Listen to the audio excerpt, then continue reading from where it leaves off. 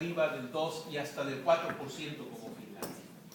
El número de investigadores nuestros que se forman todos los años está muy por debajo de los niveles de la OCDE, y solo la Universidad de Sao Paulo, por ejemplo, produce el doble de los investigadores que terminan y se gradúan en México cada año. Por lo tanto, obviamente el número de patentes en nuestro país es prácticamente nulo o muy pequeño. Entonces, ¿qué quiere decir? El sistema de investigación de ciencia y tecnología en México es un sistema que avanza por sí mismo, no provocado por la dinámica industrial o la dinámica económica, y es en sí también una variable independiente del proceso económico. Esto significa que en la medida que inviertas en el sistema de ciencia y tecnología, en esa medida puedes provocar una dinámica mayor en el sector económico e industrial. Es decir, de esa dimensión es la necesidad que nosotros tenemos de elementos detonantes como los mecanismos de colaboración. Por eso, en los últimos años hemos generado diferentes instrumentos de política que han servido para detonar el sistema. En el 2009, en el Congreso modificamos la Ley de Ciencia y Tecnología para añadir un capítulo completo sobre innovación que permite canalizar fondos públicos, privados, de cooperación para la relación entre empresas y academia y centros públicos de investigación que permitan financiar proyectos de innovación. Es decir, hallazgos científicos y tecnológicos que puedan convertirse en procesos y productos que a su vez generen una dinámica económica mayor. Se ha reforzado también por ello los instrumentos de colaboración, donde la colaboración con Europa adquiere un elemento importante. Para la ciencia mexicana, para las universidades mexicanas, para los centros públicos mexicanos, la colaboración con Europa es altamente estratégica. Es más, dentro del marco general de la colaboración internacional, Europa significa más del 60% del monto de las acciones en términos de recursos, en términos de becas, en términos de acciones y de publicaciones con respecto a toda la colaboración internacional. Sin embargo, es importante que en la medida en que se incremente esta colaboración, en esa medida el impacto en el sistema de ciencia y tecnología en México será obviamente mayor.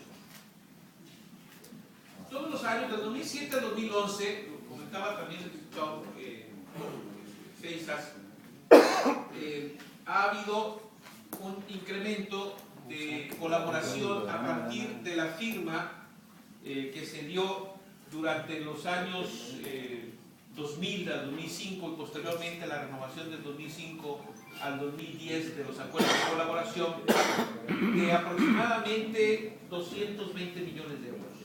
En el contexto internacional, del monto, de la magnitud que se tiene en el programa FP7, marco de colaboración, séptimo programa de colaboración, pues obviamente el recurso destinado a la colaboración con las instituciones científico-tecnológicas de México es muy pequeño, con respecto al gran monto europeo en términos de colaboración científica y tecnológica. Por ejemplo, el FONCICIT durante los últimos 5 años ha aplicado un monto económico aproximado de 23 millones de euros en diferentes programas que son fundamentales para nuestro país. Por ejemplo, programas que tienen que ver, solamente para ejemplificar, con la conformación biológica, por ejemplo, de un mosquito que es un mosquito que no transmite el virus de la malaria y el dengue. Esto es, son mosquitos que al soltarlos comienzan a detener la multiplicación del virus hacia los otros moscos. Es decir, son mosquitos inocuos. Ya se han probado esta clase de moscos, insectos, que finalmente vendrían a resolver un problema fundamental en las áreas no solamente en México, sino en las áreas tropicales en el mundo. O también proyectos como los de medición y simulación en modelos matemáticos de explosiones volcánicas en diferentes lugares del mundo. México es un país que tiene volcanes activos y que también pueden provocar no solamente daños a las poblaciones que viven a un lado, sino también, como sucede en Europa, daños a la aviación comercial debido a la nube de cenizas que se generó. Hay diferentes tipos de proyectos que impactan no solamente en el sistema de ciencia y tecnología, sino también que impactan en los canales de la vida cotidiana. Entonces, para nosotros es fundamental la aparición de estos programas que finalmente vendrían a desarrollar nuestro sistema de ciencia y tecnología. ¿Cuáles son lo que nosotros pensamos que pueden, las acciones que pueden generarse en los siguientes años? Yo creo que hay muchos, pero necesitamos ser muy claros y definir en qué podemos colaborar con Europa. Primero, es importante, porque se han generado toda una serie de acciones y proyectos muy grandes, incluso ha habido, por ejemplo, más de 300 publicaciones, más de 1.300 encuentros, más de 2.000 actividades, más de cerca de 1.000 personas formadas en el marco de estos programas de colaboración, pero creo que es momento de definir áreas estratégicas. ¿Cuáles son las áreas estratégicas para México? Y ya se han definido en el marco de esta colaboración. Uno son las tecnologías de información y comunicación.